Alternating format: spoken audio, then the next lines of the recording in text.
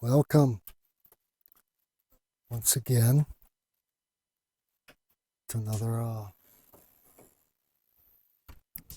audible presentation or pod presentation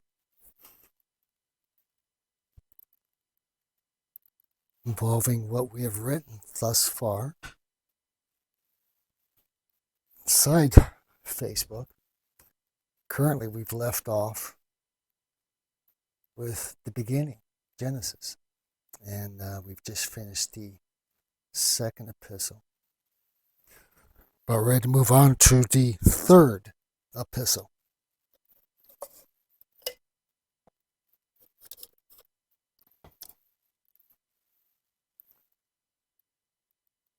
Now recall that I stated in the first chapter of Genesis, or these first couple chapters, it covered the first age of man, and that was known as the age of heaven and earth. Now we come to a second age, and this is known as the this third chapter of Genesis begins the second part of the existence of man. And in this second part of his existence, you're going to learn of our fall, along with our sin's propagation. So without further ado, let us begin.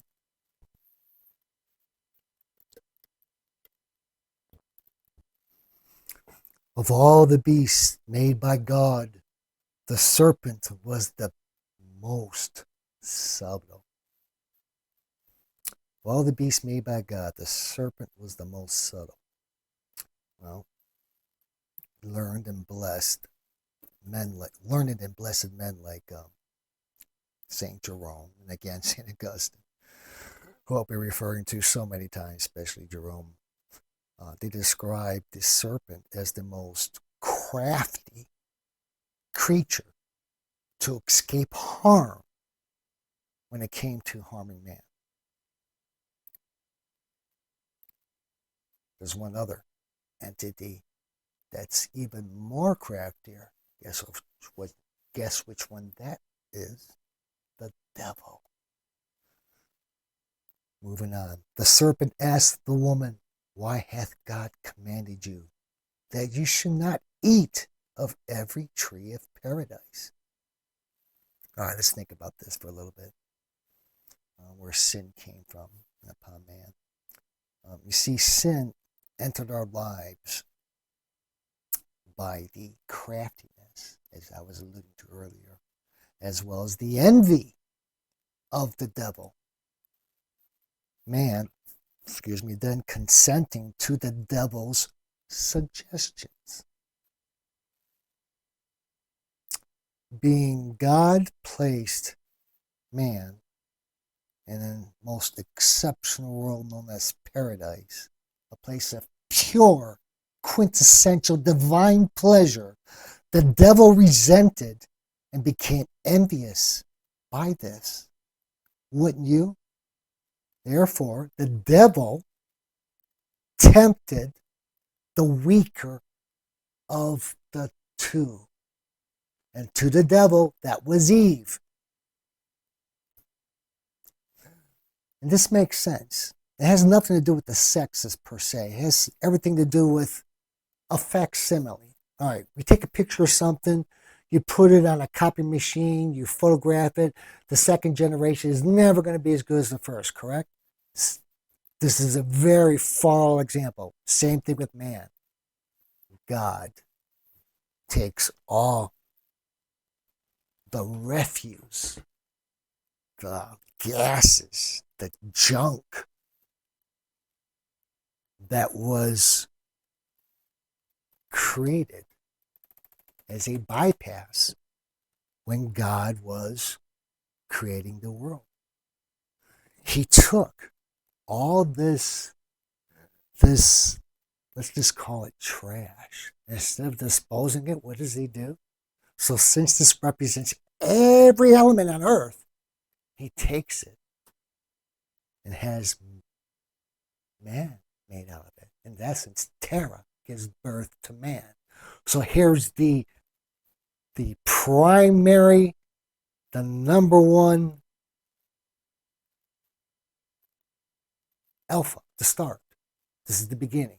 So now we take man, and then God grabs a rib from him and he creates another human, a facsimile of this first one. Not to say that Eve isn't as exceptional or perfect as the first. I'm not saying it at all. Again, this is a very far out example. But this is why Adam is and shall always represent the stronger sex, which man is. Sorry, ladies, but trust me, what you get to do is something man can't even touch. So don't be envious of each other's strengths and weaknesses. So we left off with me stating and agreeing with Augustine and Jerome that the devil went after the weaker sex first, Eve, for his conniving plan. The devil does this by beginning with a query in order to tempt her, in order to allure her into a conversation, a conference.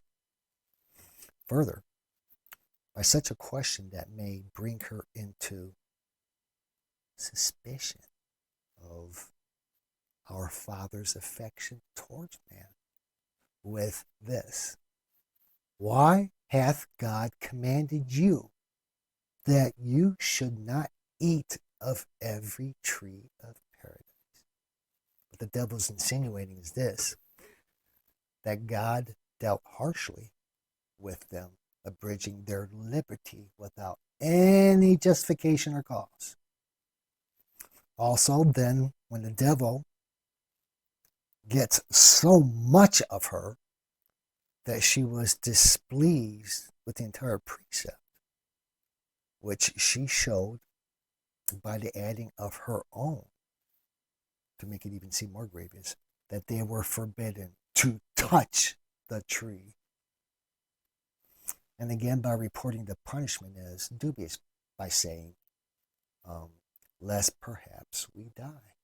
Lest perhaps we die. Then the tempter, the devil, what happens next?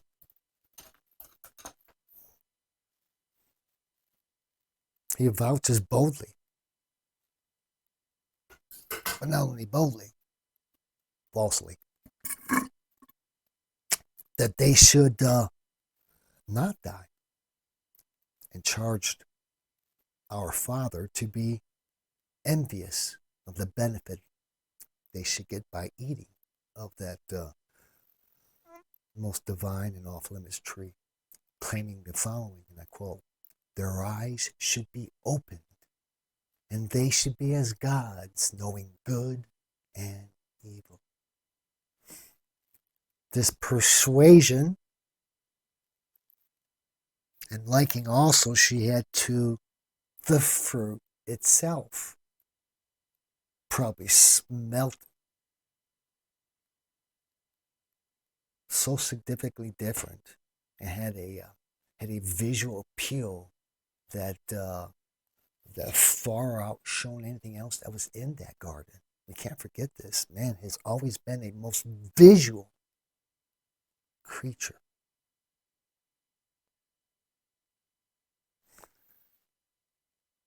And this fruit being so attractive, it would help Eve more to use that visual temptation to allure her mate, Adam.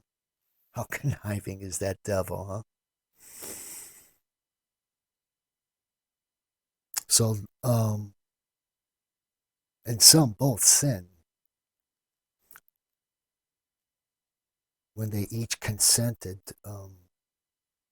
to the evil suggestions. The suggestion is not a sin, but the action upon it, or the consentment, is. With Mother Eve, we see her, first of all, we see her sin in thought, okay? After this, we see her sin in words. And then thirdly, what Moses tells us, writes for us, lastly, is she sins in what? Actions, deeds. Adam and Eve saw that they would not have seen or knew evil, which they had better not to have known. And they were ashamed and attempted to cover and hide themselves, with huge fig leaves. And since then, the devil has been constantly assaulting the weaker persons. I didn't say sex, I said persons. And the weaker part, what's the weaker part? Oh yes, the sin of the flesh, sensuality. And by them setting upon the stronger and superior part in order to get consent of free will, without which obviously there is no sin. St. Augustine once said, Peccatum Deo es volatarium, us nullium modo sit peccatum, sino volatarium. Sin is so voluntary that no wise it can be sin if it not be voluntary. And as he further stated, and I'm going to quote, and now in the regenerate, though conspicuous remain, which is the effect of sin past, an occasion of sin in those that yield again to temptations, yet it's not sin, but punishment of sin, and manner of exercise in the just, and if we resist, of merit. Now in the New Covenant, Paul, who I know a lot of readers can't comprehend and a lot of readers disagree with. I am one of those readers who can understand what Paul is writing. I absolutely love what he writes. And it'll be fun when we get to him. Where was I? Paul. He, when he writes, he consistently reminds the reader to follow and walk in the light, the Spirit. And this allows us to successfully repel sin and any devilish earthly temptations. And you want to know who's going to prove this way before Jesus? King Solomon, because he has both worlds. Wait till we get to him. The woman replied, of the fruit of the trees that are in paradise we do eat, but of the fruit of the tree which is in the midst of paradise, God hath commanded us that we should not eat, and that we should not touch it, lest perhaps we die. So the serpent informs the woman that she would not die the death. It explains God does know, and I quote, that in what day sooner ye shall eat thereof, your eyes shall be opened, and ye shall be as gods, knowing good and evil. You can't say the devil doesn't have a way with words. Eve saw the tree of knowledge was pleasures. That's all she saw at this point, especially with these nail point temptations that are just drive right into the heart of matter. So visually, these pleasures, this fruit, it's so fair to the eyes. It's delectable to behold, the touch. So we have sight and we have touch. And lastly, we have taste. It's going to be so delicious to eat. So therefore, with all of this, she takes the fruit, and what does she do? She eats it. She then gives it to her husband, who as well did eat. And the eyes of them both were opened. And when they perceived themselves to be naked, They sewed together leaves of a fig tree and made themselves aprons.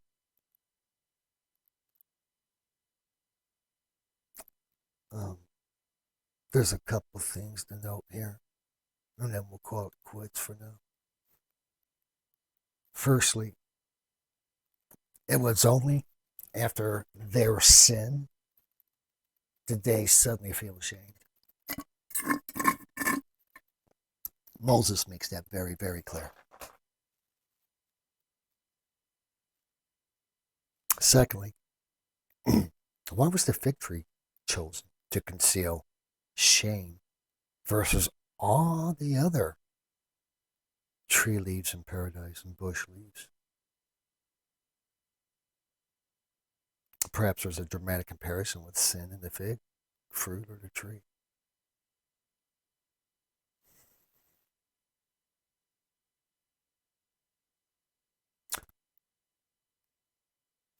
I mean, we'll never know because inside the paradise of pleasure, who knows what exotic other marvelous bushes or trees, but we have to take Moses' word for this. So he's telling us, and here in black and white, that this fig tree was chosen. But why? Why specifically this fig leaf? Perhaps these broad leaves were the closest to Adam, and Eve. Especially when he heard God coming through the garden. So he's going through this garden. Perhaps that was which was next to him, or the closest. This big old leaf. Excuse me. I mean, have you ever taken a look at a fig leaf? Take a look at one online. You'll know exactly what I'm talking about. As that being such a grand wild leaf to grab. There's some other thoughts to share. The roots do not run deep on the fig tree. These things get toppled over very easily, especially during windstorms. Number two, they're certainly not drought resistant. And the fig, it's not a durable tree. Anyone who's grown them before. Thirdly, the leaves are sturdy and can be quite thick. Fourth, heavy, sustainable winds, as I told you before, will unearth these. And last, fifth, like humans, the animals of the wild wait for the fruit to be edible, right, before engaging, right? Another one is there are no thorns, there's no sap, there's nothing to pure any other detriments protecting this fruit from predators, especially us, the biggest predator, humans. Lastly, the fig fruit tastes neither tangy, sweet, or sour. You've had fig, right? So with all these observations in mind, what comparisons do you think can be made between our fall from this special, unique, one-time grace and the fig? Um, apron is the most suitable English translation, so we're gonna stick with apron from now. Adam and Eve, they sewed the fig leaves into aprons. How high do you think these aprons went? Did it go over the breast, or did it just stay at the waistline? I don't know, but these are something for you to consider. And please write your comments in the comment section. Adam heard the voice of God walking in paradise at the afternoon hour, so he hid himself. His wife also hid amongst the trees of paradise from the face of God. So our first father and mother, can you imagine this? They actually spoke with Elohim. How special is that? To see the face of God. But and then we're going to stop it from here. We'll pick up next time with the conversation between Elohim and our most magnificent first father, Adam. I say magnificent, and I'll share more why. If it wasn't for Adam's quick thinking and humbleness, we would be in a much different state today. So until next time, Deus propitius.